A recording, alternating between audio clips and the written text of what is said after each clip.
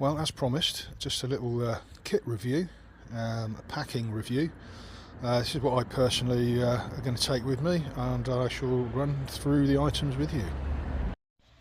Okay, well, clearly you're going to need some form of pack to carry your stuff around in, and it's also advisable to have some form of stick to walk with.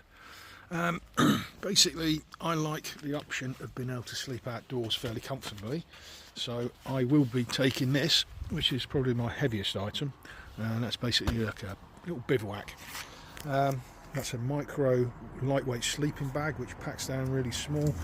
I've got a little map case here, and which I keep passport, credentials, stuff like that in there, a bit of extra cash, and that can be tucked away. Water bottle, and this thing's great, a water filter, because sometimes you don't always get fresh water, and where you can find it, you can filter out of a puddle if you can find one, so that's really a nice little bit of kit to have. In here I've got my wash kit, which I'll go into a bit more depth, and a little bum pack where I can carry my wallet and stuff, phone. A little shopping bag, which is always useful. This bag is so I can get my boots and stuff in there and tuck them away and keep everything else clean. Rain cover for the backpack, rain jacket for myself, and some spare clothing, etc., which I shall show you in more detail. So moving on to the contents of my wash kit, or sundries bag, something like that, whatever you want to call it. I've basically got a microfiber towel. This is like a elasticated brace, which I found very useful last year when I hurt my, or last 2 years ago when I hurt my calf muscle. Jungle Formula mosquito repellent, general insect repellent.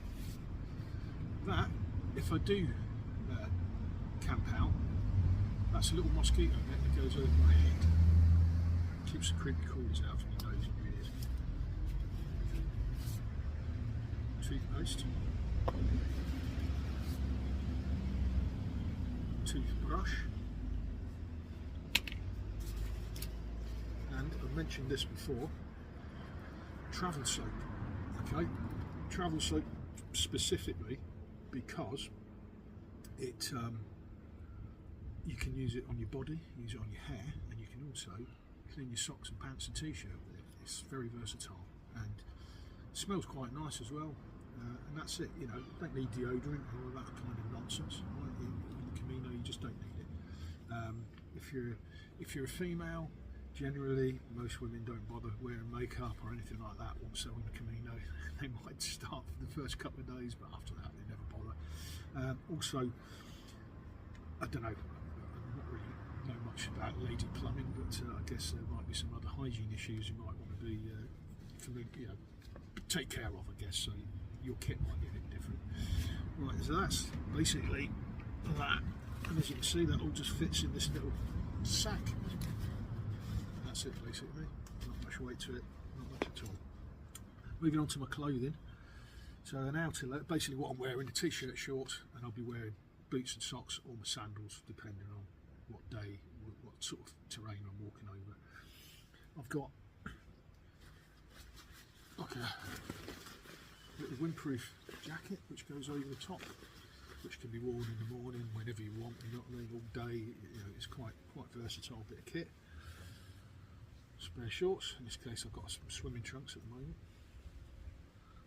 Clean t-shirt, and it can get chilly up in the mountains, but rather than carry like a big bulky fleecy jacket thing, I've got like a thermal vest which you can sling on in the morning if it's chilly when you set off.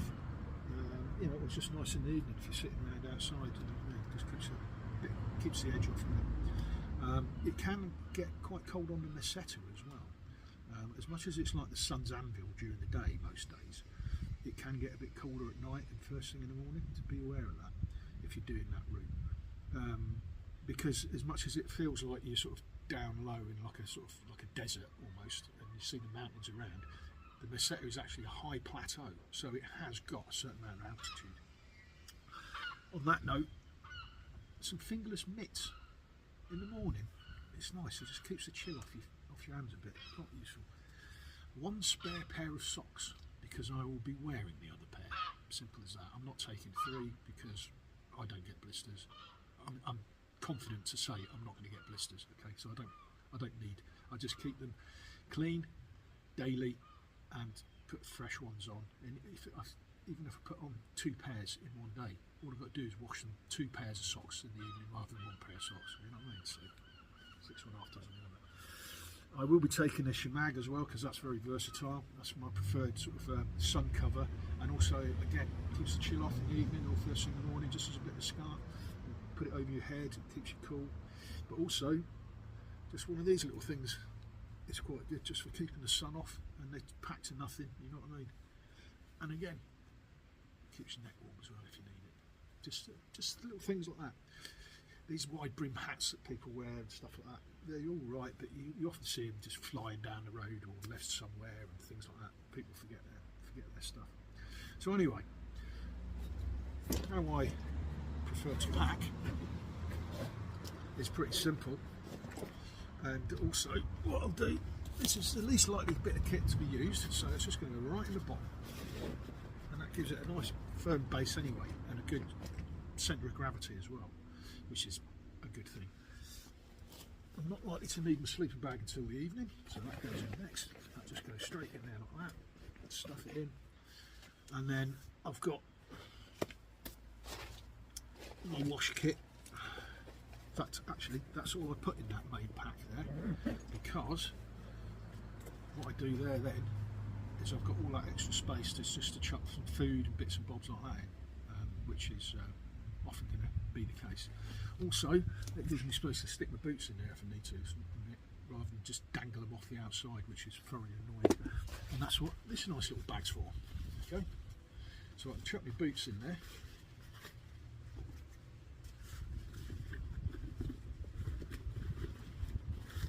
Making it look really easy now, aren't I? And then that's going to keep all my other stuff clean. And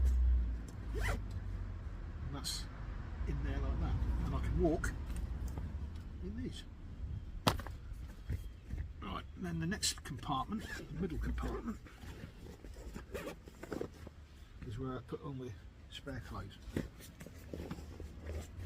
they just go in like that. Again, loads of room in there still. Wash kit, and a little towel there. Like that. A waterproof jacket, and this bit will go in the main part as well, but just at the top there, accessible if I need it, if it's raining. If the weather looks good, I'll just pack them further down.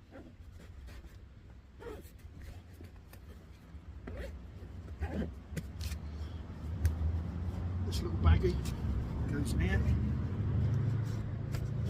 And any other little bits and bobs. This goes on the side. I've got a little holder, a little bottle holder just there. I don't know if you can see it. That just sits on the side, on the outside. My water filter can just go in the top here, so it's nice, accessible. And the odds and sods go in there.